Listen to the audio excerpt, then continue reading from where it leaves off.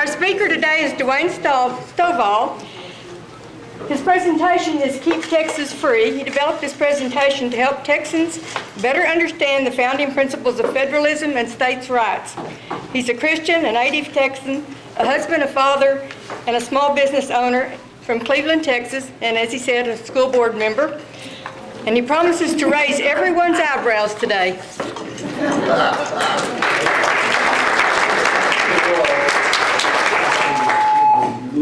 Yeah.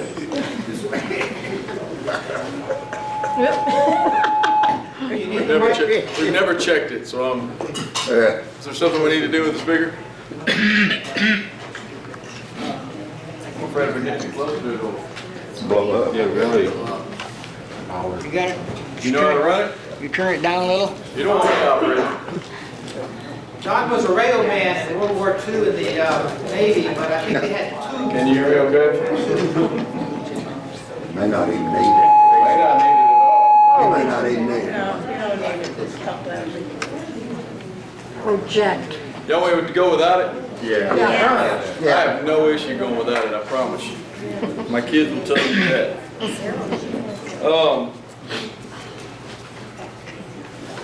Where do we start here? Does everybody in the room understand I ran for U.S. Senate against John Cornyn? So look, I remember that, yeah. I am very proud of that because I pulled 11% of the state of Texas voter electorate with $70,000. And I didn't realize how proud of that I should be until after the primary, because I'm totally green to that kind of politics, and very proud of it afterwards. 140,000 people came out to vote for a complete nobody. Interesting. Wow. Yeah. This is spawned out of that campaign. I'm almost 50 years old. About 10 years ago, I took on the arduous task of going back and figuring out what does this Constitution mean. If you feel like you're going to a history class, it's because you are.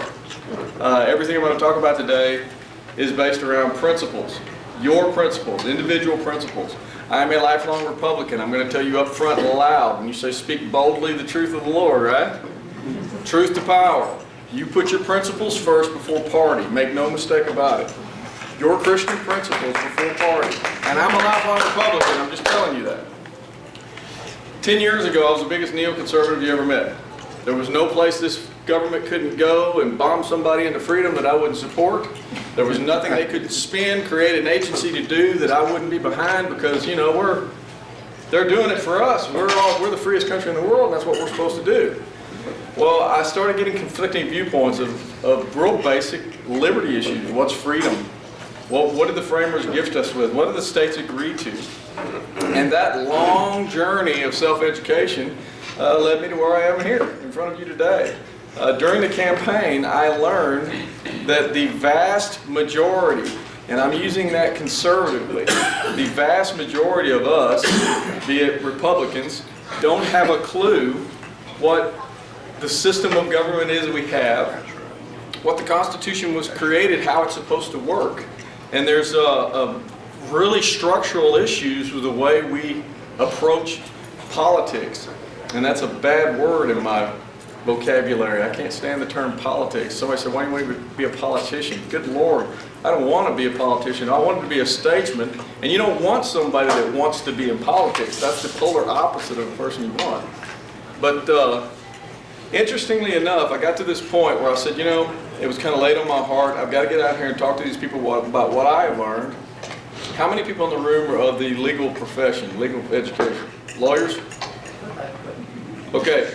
A lot of what I talk, actually, you're probably the only people in the room that will have any context of what I'm talking about when we start. Because there's some things I'm going to talk about that have been, for lack of a better word, progressively put on us over the last 100 years. And when you walk out of here, I hope you'll have a pretty clear understanding of where I'm coming from. Before we get into the meat of it, how many in the room are ready for the Supreme Court to finally just get off their duff and rule that marriage is between one man and one woman and get it over with? Yeah. It's hook, line, and sinker everywhere I go. No. Where in the Constitution does it give them the authority to rule over marriage? No. It absolutely does not. And folks, you don't want them ruling over marriage. You don't want them ruling over marriage or any other thing that's outside those enumerated powers. None. Keep Texas Free is the name I gave it because Get Texas Free, people have a hard time comprehending that. We all walk around in a hallucinated state that we're actually really free people. Well, there are varying levels of free.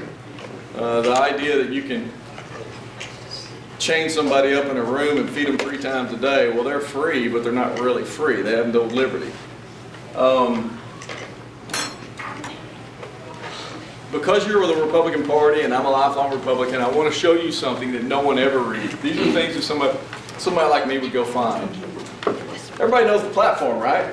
Yes. Republican platform. Yes, we do. Right. How many elected officials follow the Republican platform? Zero. Zero. I'm telling you, it's nationwide. I don't care where you go. We love to talk about it, but we don't really stick that principle out there and stick to it. Republican platform has been around since 1856. Did y'all know that? No. This is the Republican platform of 1860. This is just prior to Lincoln taking over. I want you to understand, I highlight a lot of this, but I'm going to hit this. The Republican Party was covered up with states' rights and secure language. That the maintenance inviolate of the rights of the states, and especially the right of each state to order and control its own domestic institutions according to its own judgment exclusively, is essential to that balance of powers on which the perfection and endurance of our political fabric depends. And we denounce the lawless invasion by armed force of the soil of any state or territory, no matter under what pretext, is among the gravest of crimes.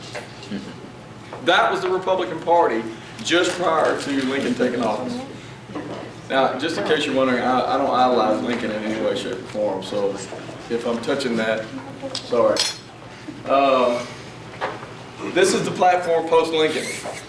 Number 1, the United States of America is a nation, not a league. First plank of the platform. So the whole idea of free and independent states, as the Declaration of Independence so clearly stated that we rightfully ought to be, and the Constitution developed under these states, immediately we've started this decline into this viewpoint of the nation. This is the home site of Keep Texas Free. It's a website, getoffmystate.com. It was going to be keeptexasfree.com, but it was just too docile. This is more my style. I can be a little bit of a wrecking ball. I try to keep a smile on and stay as... No, you turned it up a little. I turned it up. Oh, turned it up a little? Oh, Yeah. hey, raise your hand if you missed something. This is the home site. I've got t-shirts that have that logo on it. If anybody's not too upset and they're interested, they're $20 a piece afterwards. It helps fund us traveling around the state. The Tea Party members. This is for the Tea Party members. They love using the Gadsden flag and don't tread on me. If you've taken English before, you know this is incorrect, so just bear with me. We use it for marketing purposes. This is our brand of the Gadsden flag. You've been tread on, now what? Okay, for a century, the federal government, which is no longer federal, by the way, has had a boot on our necks. End of story. No other way around it. We're going to get into why that happened. Question, do we live in the United States of America in the free and independent state of Texas? No. You supposed to? Yeah. Okay, I'm going to ask you a question. Some of you have heard this question before. Do we live in the United States, singular, of America in the county of Texas? Ever thought about that? That is where we live. Yeah. We're in the county of Texas. If you don't think so, work through that in your mind a minute and see what the difference is. Oh, wait a minute. Before I get to this wonderful person. Okay? Let me explain to everybody. She's evil. This woman's terrible. I also want you to understand that evil is a bipartisan product. Okay?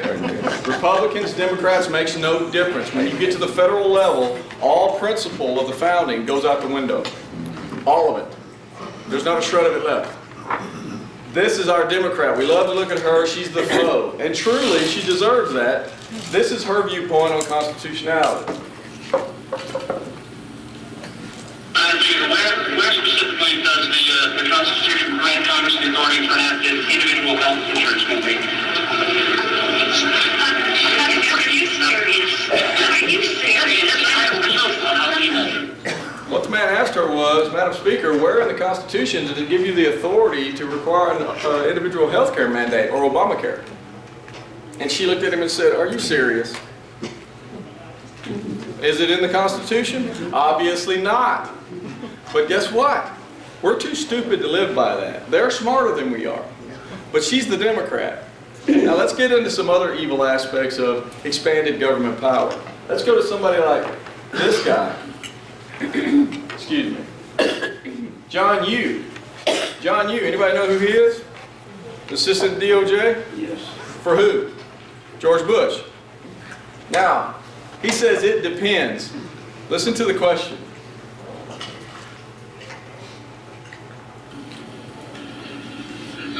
Professor Yu, I appreciate your appearance here today.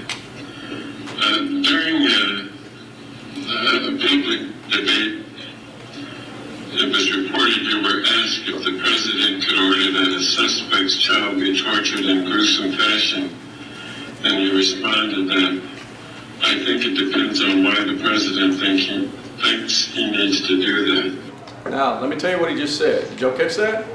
He said, Professor Yu, at a public forum, you were asked if the president had the authority to take a child of a suspect and do gruesome things to that child to garner information out of the parent. He said it depends. Now, this is his response in front of a hearing. Professor Yu, I appreciate your appearance here today. During a public debate, it was reported you were asked if the president could order that a suspect's child be tortured in gruesome fashion, and you responded that I think it depends on why the president thinks he needs to do that.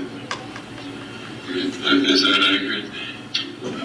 Mr. Chairman, I don't believe it's accurate because it took what I said out of context. The quote stopped right before I continued to explain a number of things, which I appreciate the opportunity to do. But so far what I read was accurate, but there was... It stops like mid-sentence. So I didn't get to finish. I mean, I finished the sentence during the debate, but I didn't get a chance to... Thank you. Is there anything, Professor Yu, that the president could not order to be done to a suspect if he believed it necessary for national defense? Well, Mr. Chairman, I think that goes back to the quote you just read, because... No, I'm just asking you the question. Maybe it does or doesn't, but what do you think? I think it's the same question that I was asked. Well, what's the answer? Well, first, can I make clear I'm not talking about... You don't have to make anything clear. Just answer the question, counsel. I just want to make sure I'm not saying... You don't have to worry about not saying. Just answer the question.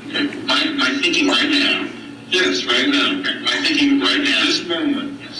This moment, Mr. Chairman, is that, first, the question you're posing... What is the answer?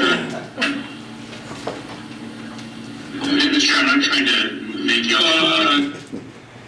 Needless to say, whether the president can, of his own accord, take someone and do gruesome things to them or their children in the administration of George W. was totally up to whether or not the president thought it was necessary.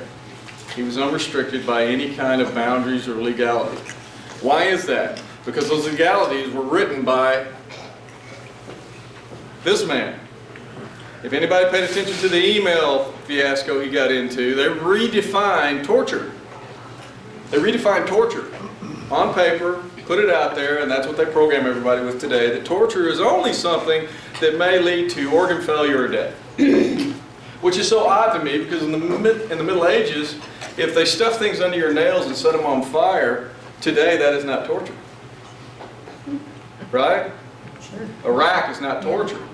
But we've modified it so that we have such a broad range of controls now about the president.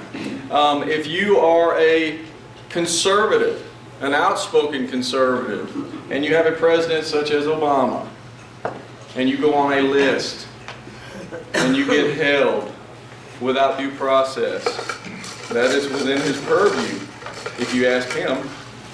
But where did it start? Many, many years ago. This encroachment on expanded powers and ruling class started many, many years ago. This is going to sound so simple to so many people, but I want you to understand how many people that you live with that maybe you don't understand these principles. This one slide on a PowerPoint. That Constitution of the United States was a government created in 3 principles. Limited government. You know what limited government is? You can interchange that with liberty. The smaller a government is, the freer the people are. Period. End of story.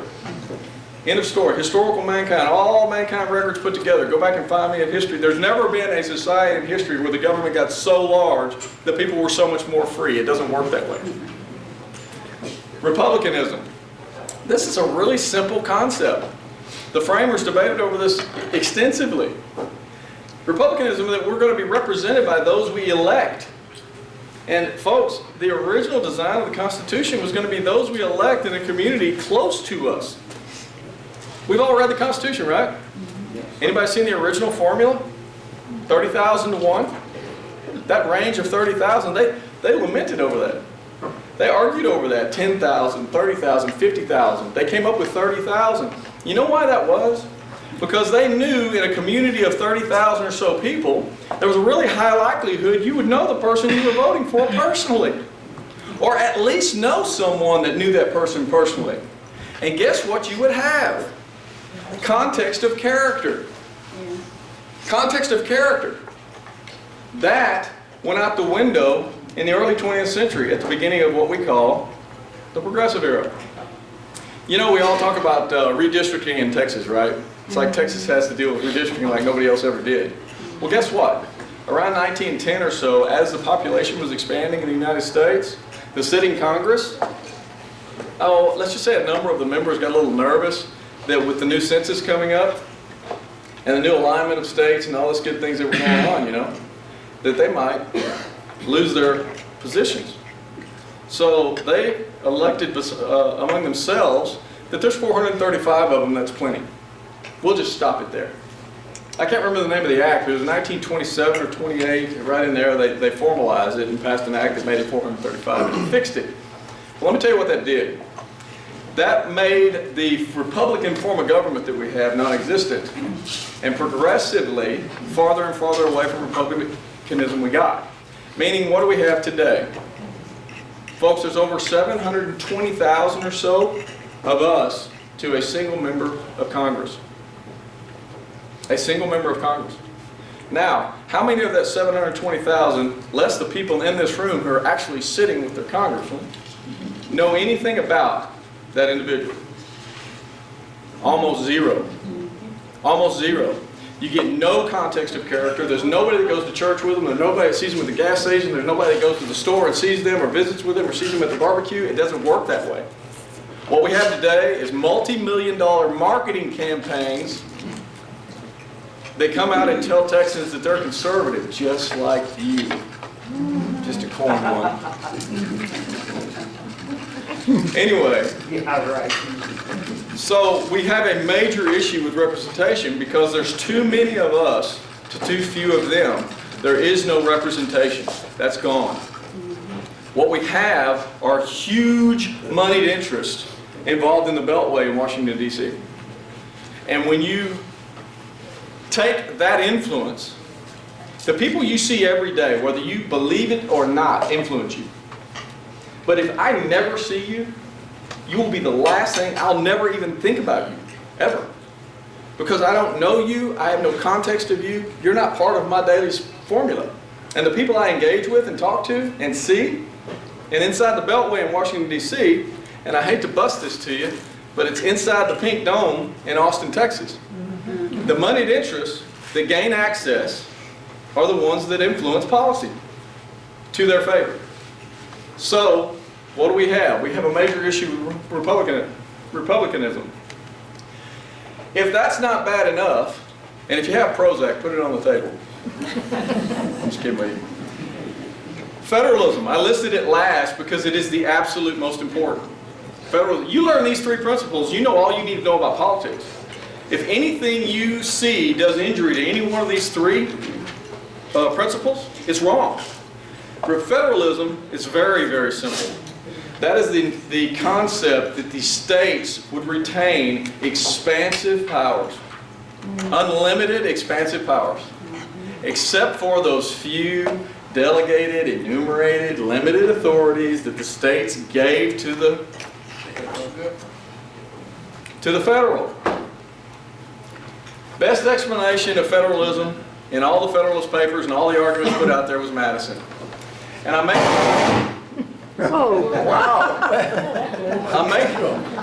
make a special little side note to this, because anybody who's ever studied Madison, you know, we all call him the father of the Constitution, which is kind of interesting because almost, you want to unplug that? Don, Yeah. take that off, and sir, could I just Go ahead. interrupt you for a second? Carrie was going to do an announcement. Here she is. I'm sorry, there was a fire. We're going to have the Standard Literally a Times fire. Employee of the Year for this year. Let's give her a hand.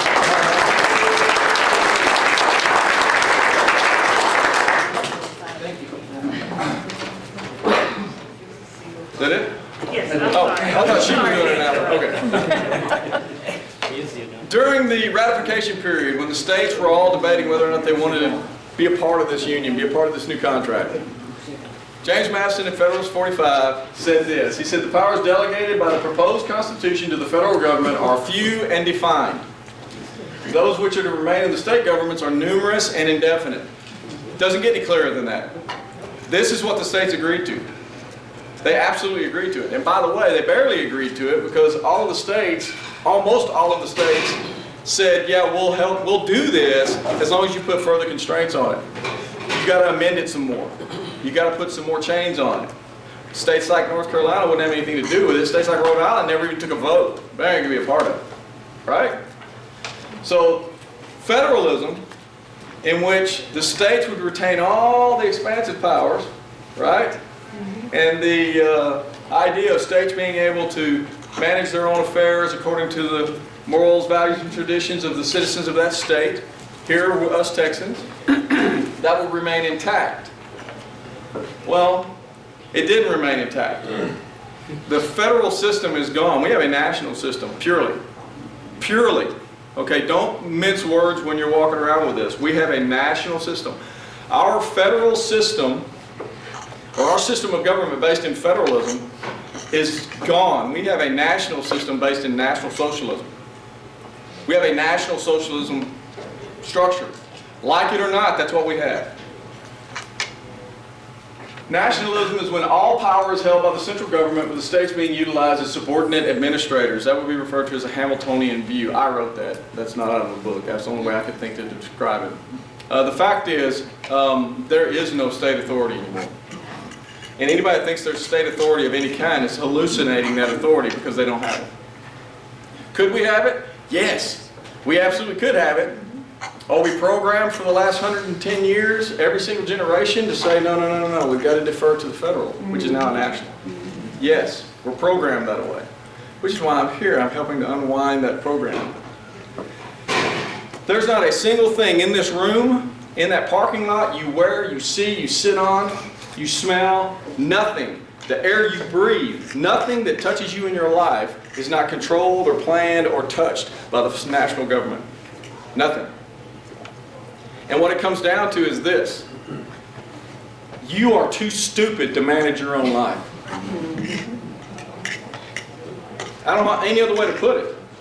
I didn't finish college. The academic speak kind of avoids me. I have to speak in very plain terms. And the fact is, we live in a ruling class where we have a body of people who firmly believe that they know what's best for us better than we do, and we are too stupid to manage our own lives. Okay? This is where we're at. How did this happen? Now, we could argue all day long, and we all have. Everyone in this room sat around the coffee table with a cup of coffee in the mornings with breakfast saying, man, how did we get here? How did it happen? And everybody's got 9 different directions on how it happened. Well, I'm going to strip away all of those discussions. I would love to say that it's all Congress's fault. It's not. Funny thing about Congress, even though we've lost republicanism and we're not actually in a content of character aspect, it's still the public that votes and they still vote in congressmen. Okay? I'd love to say it's the president because we all like to point the finger at the president, right? Who's the best president we've ever seen in our lifetime? Ronald Reagan. My favorite. Make no mistake, my favorite president in my lifetime. Was he perfect? No. Did he sign gun laws? Yeah. Did he kind of help initiate the relationship between the states and the federal where they own us with money? Yeah. Remember the 55-mile-an-hour speed limit?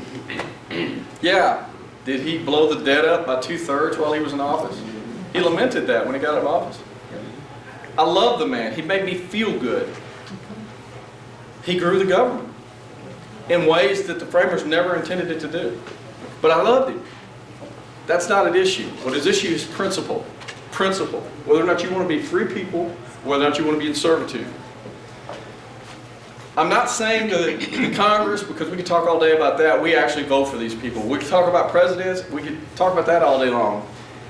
There's really no differentiation in the behavior of the national government for the last 100 years, no matter who's in charge of which body of government, whether it's a Democrat or Republican, it doesn't matter. The government is going to expand, it is going to grow and expand the scope of it, and the debt is going to go up. The value of your dollar is going to go down, and oppressive lawmaking is going to continue. There's no way around it.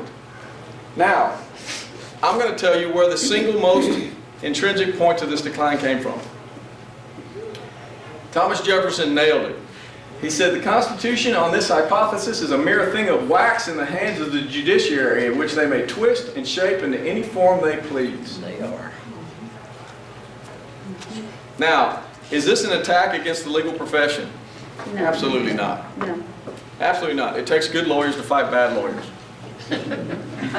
What this is an absolute attack against lifetime appointed liberal, progressive judges, activist judges, good description, who are 100 years deep into what would we call a case method training, who have no comprehension, no matter what they espouse, they have no comprehension of the original design of the Constitution.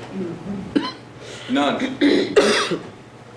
Three things, primary things that were weapons that have destroyed this union. Welfare clause. Everybody knows the welfare clause, right? Madison spoke up about the welfare clause. If they were to allow the Congress to spend money under the auspice of welfare, it would leave it with unlimited powers. Well, guess what? The other one is Commerce Clause. Everybody heard the Commerce Clause, right? You know what the basic premise of the Commerce Clause was? The basic limited authority of the federal government was to have just a little bit of authority to help keep commerce between the states regular and to help regulate foreign trade. That's it. At no point was it ever supposed to be that the federal government, now national government, would have authority to regulate all commerce inside your state. What do we have today? So, that's two. Now the third one, my friends in the legal profession will be the only ones in the room probably even heard of it. I gotta ask you, do you believe the Bill of Rights in the federal Constitution applies to the states? Or protects you from the federal government? No.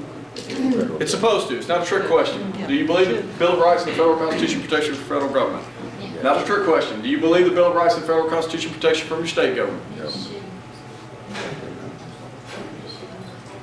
See, we're questioning things. We're silent because we're unsure. This is a no. To truly support the Constitution, federalism, republicanism, and limited government, you have got to reject the notion that the Bill of Rights in the federal Constitution applies to the states. It absolutely does not. It absolutely does not. And there's a reason for that. But I'm going to tell you this. In sitting to have lunch with a Supreme Court justice here in Texas for 2 hours last month, I asked him this question, and you will know exactly what I'm saying. I said, do you support the incorporation doctrine? Do you think that the Federal Bill of Rights applies to the states? And he looked at me with a big grin on his face. He goes, well, Dwayne, you do know we're only taught one way in school. I said, yeah, I do know that. He goes, well, no, I don't agree with it. Well, there's a light shining on us in Texas because we have one who understands that. It's called the incorporation doctrine. The incorporation doctrine, I'll give you a short example of this, or a description of this, and if you were walking down the street and I said this to you, you'd go, oh, okay, that's fine. I'm going to show you what an abomination this is. What it is a 20th century creation of this progressive judges, where they took the 14th Amendment from 1868, and they said, oh, by the way, it doesn't say it in there, but the 14th Amendment gives us the right to incorporate the Federal Bill of Rights onto the states. So, as laymen, we go, well, okay, we want to protect freedom of speech. We want to protect that Second Amendment, right? Okay, we buy into all that. The problem is, and I'll show you as we go along, that was probably the most evil thing ever put on the American citizens, ever. Incorporation centralized all government power, all of it. It obliterated state sovereignty. It made we the people subject to the whims of a few elites in a town far, far away. And I use that for historical relevance. You understand where we're at today. We have a ruling elite 1,000 miles away from us who dictate to you what your child will eat for lunch in their school. Understand what I'm saying to you? This is not a good area to be in. This is the culprit. This is what they took, the Supreme Court took, and manipulated, and for lack of a better word, bastardized, to mean things it absolutely did not mean. This is Article 1 of the Section 1 of the 14th Amendment. Now realize this is ratified in 1868. All persons born or naturalized in the United States and subject to the jurisdiction thereof are citizens of the United States and of the state wherein they reside. No state shall make or enforce any law which shall abridge the privileges or immunities, the first key phrase, of the citizens of the United States, nor shall any state deprive any person of life, liberty, or property without due process of law. Okay, first I want y'all to understand, privileges or immunities, life, liberty, or property, and due process of law are already in the Constitution. They didn't need this. Now, if you're somebody like me who sat down and went through the Reconstruction debates and have hard copies of it that look like highlighter yellow pages instead of white pages, and you go through and you try to prove to yourself, literally, I tried to prove that that Bill of Rights applies to me in my state, and it doesn't exist. This was yanked out of thin air, the whole viewpoint. And by the way, incorporation, this term jurisdiction, I highlighted that because anybody, y'all know what birthright citizenship is, right? Mm-hmm. Anchor babies? Mm-hmm. In Texas, we know all about that, right? Mm-hmm. Okay, anybody know how old that is? End of Civil War for the slaves. Take a wild guess. I'm going to be 50 this year. I was 17 when that came into play. 1982. 1982. Plyler v. Doe. A Texas lawsuit, by the way. We lead the way on all these crazy rulers. James Plyler, superintendent in Tyler schools. The government was federal government was trying to force the states to provide the free and public education to illegal aliens, right? Which up to that point had never participated in state tax-funded anything. And prior to that time, did we even talk about illegal aliens? No. No, because they had no impact on taxpayer-funded programs, none. So here they are trying to force the state of Texas to provide a free and public education to illegal aliens. So the Tyler School Board, in their conservative values, said, okay, well, we can't afford it. So, we're going to have to charge $800 a kid to come to school here so we can offset our costs. And you know what? They'd have paid it. But guess what? I think his name was Brennan, if I remember right. The justice on the majority of that side said, you know what? He can discern no difference between those who came here legally and those who came here illegally. So the jurisdiction, which during the 14th Amendment was well debated, because they were talking about black people at this time heavily. They got into a lot about Indians. But jurisdiction, folks, if your wife is 6 months pregnant and you travel to Europe and you park yourself in Germany and there's a medical issue where your baby is born in Germany, whose jurisdiction does that baby fall under? No.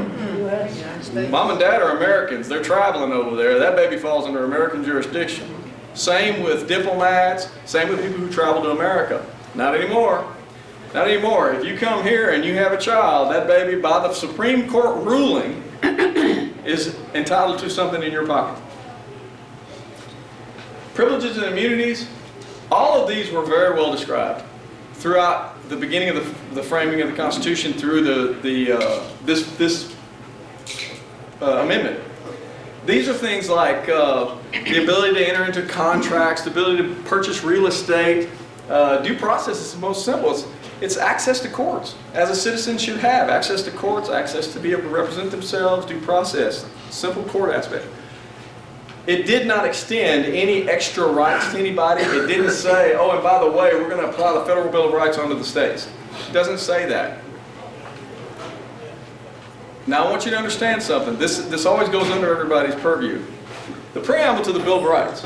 You will notice that lots of publications of the Constitution nowadays don't include the preamble to the Bill of Rights. But they should. Now, a while ago I talked to you all about the states wouldn't sign off on the new Constitution unless they put further constraints on it. So the first Congress did what? One of their first acts of business was to propose, I think Madison put up 15 amendments. They agreed on 12. And they sent those 12 out to all the state delegations to approve. With that package of proposals, they sent this out. This is the cover letter for the proposed amendments for the Bill of Rights.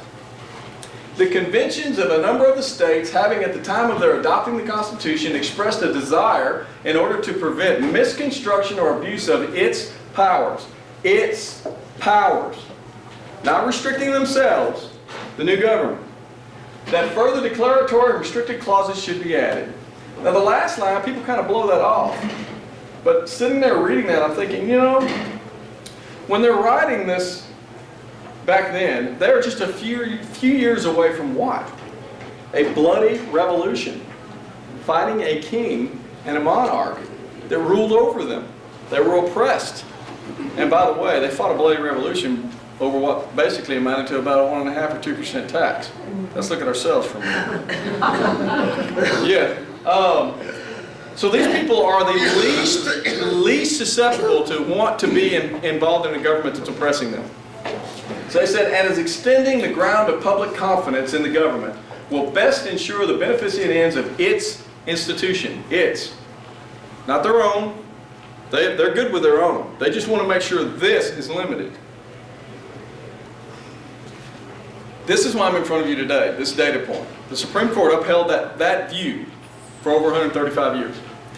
What the first Congress stated so clearly, what the states understood so clearly when they agreed to the Bill of Rights, and what the Supreme Court ruled for over 135 years. Folks, that's after the 14th Amendment. Quick data point so that y'all understand and put this in context.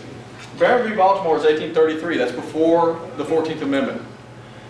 This is a businessman, John Barron, had a business on the wharf in Baltimore. The city council and the mayor made a decision to divert road drainage to the wharf while they were doing the project.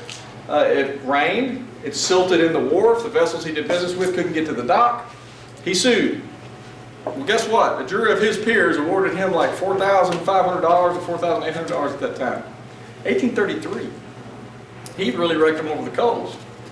Appellate court said no. They reversed it. So he took it to the Supreme Court. And he tried to sue using the Fifth Amendment in the Federal Bill of Rights, which is the amendment that says they're not going to take your property without due compensation. This is what Justice John Marshall said. He said, the Constitution was ordained and established by the people of the United States for themselves, for their own government, and not for the government of the individual states. That is an extremely small line of a dissertation he wrote that basically said it's none of our business. The Federal Bill of Rights doesn't apply. So, and which is so funny, because anybody knows anything about John Marshall knows, not a friend of states' rights at all. And as time goes along, he's really trying to rip states' rights apart. Now this is after the 14th Amendment was ratified. It's questionably, that's a whole other story. But the slaughterhouse cases. Now, you finished eating, right? Okay.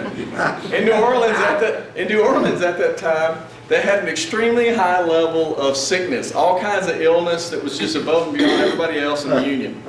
And they came to realize that maybe it might have something to do with, I don't know, the entrails and the carcasses that were coming to the city on the river from the slaughterhouses and packing plants that were upstream of the city. So the way the state of Louisiana and the city of New Orleans decided to remedy the situation, they went downstream, acquired property downstream away from the city, and they told everyone upstream that was processing meat that if you want to do business in New Orleans, you got to move to this property. And they sued. Well, they weren't getting what they wanted out of the state, so they took to the Supreme Court and they tried to use the 14th Amendment and due process, privileges and immunities, and the equal protection clauses. They tried to use the Bill of Rights through the 14th Amendment, right? This is what they said in 1873, after the 14th Amendment. The effect is to fetter and degrade the state governments by subjecting them to the control of Congress in the exercise of powers heretofore universally conceded to them of the most ordinary and fundamental character. Let me talk to you in Texas speak. In Texas speak, he says, Counselor, if we're going to agree with what you're saying, we're going to give all those states' rights to the federal government where they haven't been before. We are convinced that no such results were intended by the Congress which proposed these amendments, nor by the legislatures of the states which ratified them. They told them to go home. It's none of our business. It's in your state. And then you get here. This is the crux of the decline and the departure from everything left that was even remedied of the Constitution, or leftover semblance. Gitlow v. New York. This is 1925, folks. Gitlow was a socialist. When we all joke about he's a card-carrying this or that, this guy was a card-carrying socialist, literally. He wrote, published, and put out, distributed, socialist material. Okay? New York had laws against all kinds of inciting violence, inciting things against the state on their books. And he was arrested, and they criminally charged the guy. Well, he went and pushed his case to the Supreme Court. And he tried to use the First Amendment in the Federal Bill of Rights for freedom of speech and freedom of the press. Now, for 135 years, they said the first Congress meant what it said, the states agreed to it, and they meant what they agreed to, and this is how it is. Now, 1925, this is what he says. For present purposes, we may and do assume. Now, I don't know about you, but when a judge writes he assumes something, I got a problem with that. We may and do assume that the rights of freedom of speech and freedom of the press were among the fundamental personal rights and liberties protected by the Due Process Clause of the 14th Amendment from impairment by the states. Now, this is Justice Sanford. It's 1925, and they opened up what was called the incorporation doctrine. At that time, it was known as the selective incorporation, meaning they only used the First Amendment. But we have what we call, I don't know, y'all may know this terminology, case precedent, right? Okay, well, this was case precedent that spawned every possible evil overstep of federal power you could possibly think of. This was the baby. This is when it germinated. Oh, and just for a little sidebar, see that little S right there? Does that mean anything to anybody? When you see state written with a capital S in the founding documents, they're referring to a state like Germany, Italy, Texas. See? If you're in Germany and you talk about the state, you're talking about the country of Germany and their government, right? This, see Justice Miller? Capital S, capital S. Justice Miller leaned towards states' rights and original intent of the Constitution. When you get to progressive judges, you get into a lowercase s, and you get to see their underlying meaning. See, a lowercase s implies more of a county or a parish.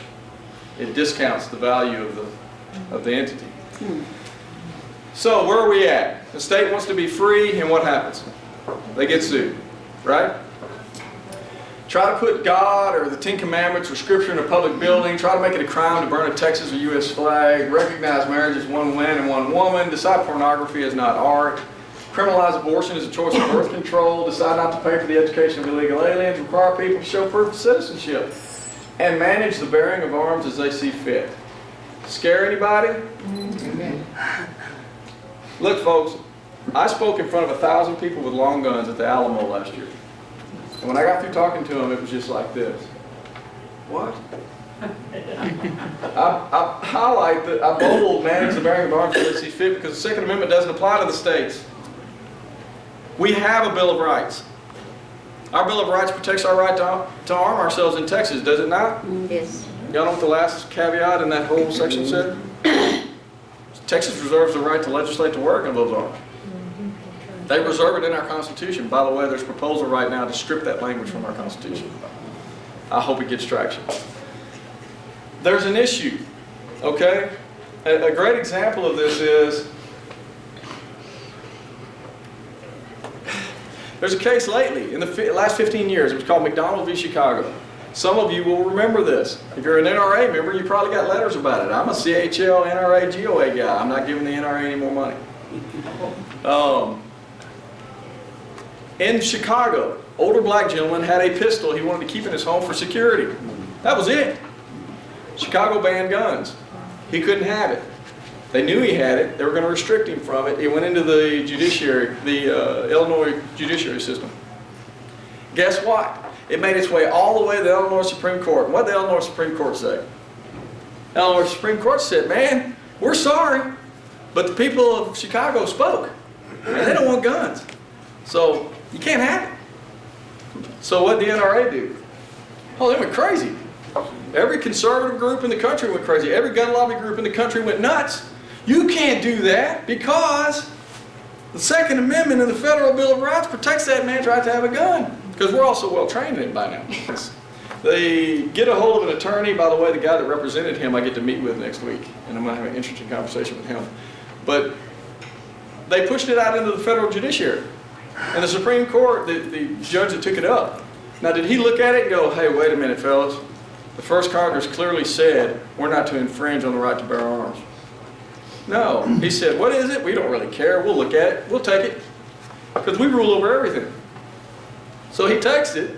The federal judiciary, how do they rule? They said, no, no, no, no. The 14th Amendment gives us the right to incorporate the Federal Bill of Rights onto the states. Therefore, the Second Amendment protects that man's right to have a gun. You can't stop him from doing that. In the NRA, every conservative in the world, yeah! All the gun owners, yeah! Guess what we just did? We just gave them the authority to strip us of guns sometime in the future. Think about that for just a minute. And I'll ask this general question to everybody. What direction do politics move? Do we have a hard time slowing it down from moving to the right? No. Do we just get more and more conservative over time? No, we don't. Politics moves left. Historically, doesn't matter what society you're talking about, it moves left. And left is a descriptive word now to decline, to socialize, to entitlement class. It goes to collapse. What we're dealing with today is the fact that we have enabled and given over so many authorities and so many control mechanisms to this finite elite group of people that now we are ruled over. Basically, 20 years from now, you're going to have a Supreme Court ruling that says, you know what, guns are so dangerous. We're going to allow national legislation just to ban guns. And our grandkids and great-grandkids are going to go, you can't do that. And they're going to say, oh, yes, we can. Your grandparents gave us the sanction. Remember Chicago? Now, let me tell you what a Texan, in Texan speak, I'll go back to that. Texan speak, the ruling on the Chicago v. White, the McDonald v. Chicago ruling, this is what it sounded like to my ears. We're the Supreme Court. You're the state of Illinois. People of Illinois, what you want doesn't matter.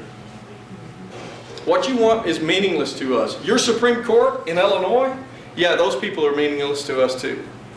They don't control anything. We control them. We will tell you what you can do and what you can't do. You are not a free and sovereign state. We rule over you. And we all took it. We took it. because we're trained to take it. We're programmed from the time before we are old enough to speak that we give all our loyalty to the national government and not to the state government, or not to our family, or to our countrymen, or to our church. Right? It's a programming principle. By the way, this man is idolized by everybody on the right. It's Scalia. Why is he idolized? Good Lord, Reagan appointed him. Reagan used words like he's going to be the guy that's vicariously running all of our founders to the Supreme Court. He's bringing the originality. Boy, did he prove him a liar. You just heard me talk about the Supreme Court, what the first Congress stated about the Second Amendment, that they're not to infringe. It's the broadest possible term you could use. The states agreed to it. Those were limitations only on the federal. This is his viewpoint. Obviously, the amendment does not apply to arms that cannot be hand carried. It's to keep that there, so it doesn't apply to cannons.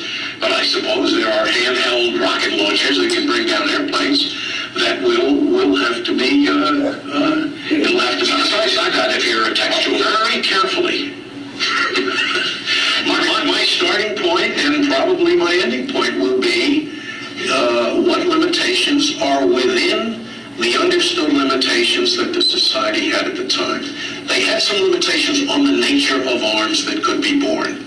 So we'll see what those limitations are as applied to modern weapons. You know what the limitations were at the time? You can't talk about it. You can't get near it. That was the limitation on it at the time.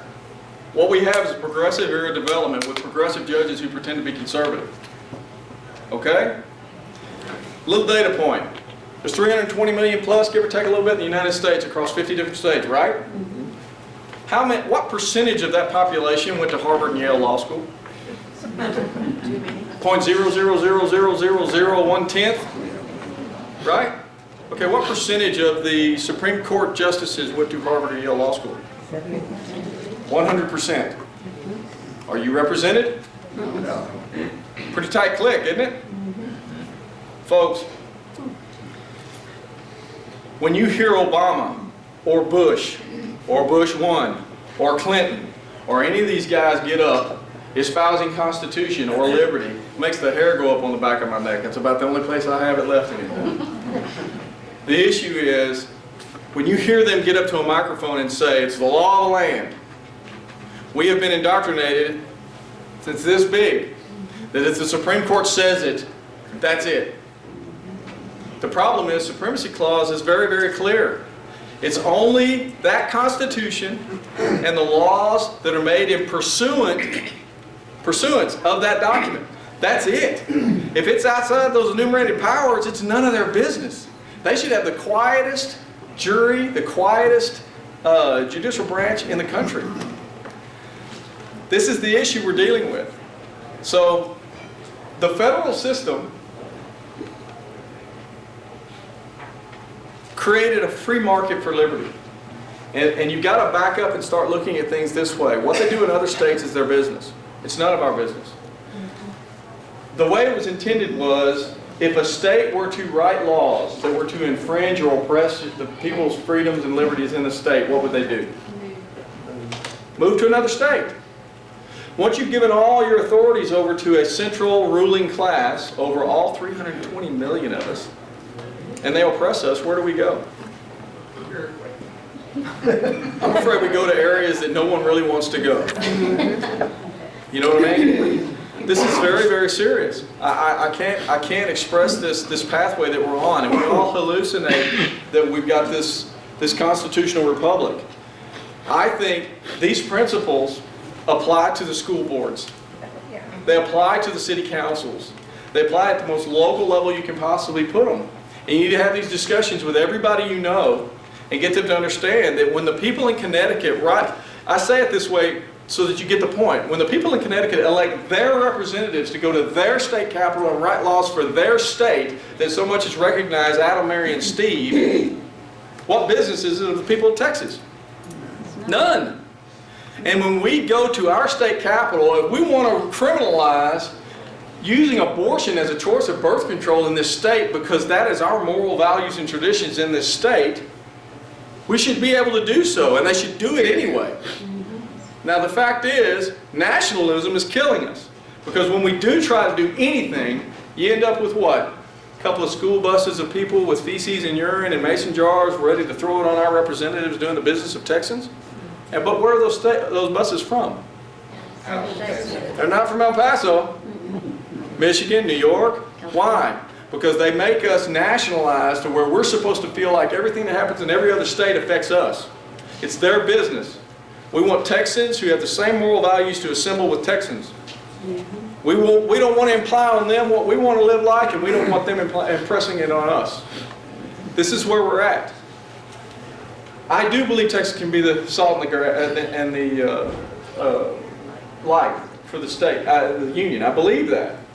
I think it's a very, very tough road to deal with. Do I believe that we can stop and reverse it? I don't know. I know this is a very tough course to take, but I do know we've got to think about everybody around you that you trust. People with character. People you have context of character for. When you see them, if they've never run for office and you think that person he's got it, talk to them. Tell them you really want them to run for office. Let me tell you something. You find these trustworthy candidates, talk to them about it. See if they understand the difference between federalism and nationalism. It's a big deal. They do exist. They absolutely do exist. There's some in this room. And by the way, if you can't find one, you can be one. We've got some elected officials in here, but there's a lot more of them in here that could get involved. Do it. Push back as hard as you can. We've got nothing to lose. This government is on a flowing roll. It's getting so large, it impresses on us anything, its whims of any kind it throws at us. And we just have to choke it down. I'm telling you, let's start talking against that and get everybody on the same page to put Texas first and get Texas free and keep it free. I appreciate everybody giving me the time to come talk to you. Thank you.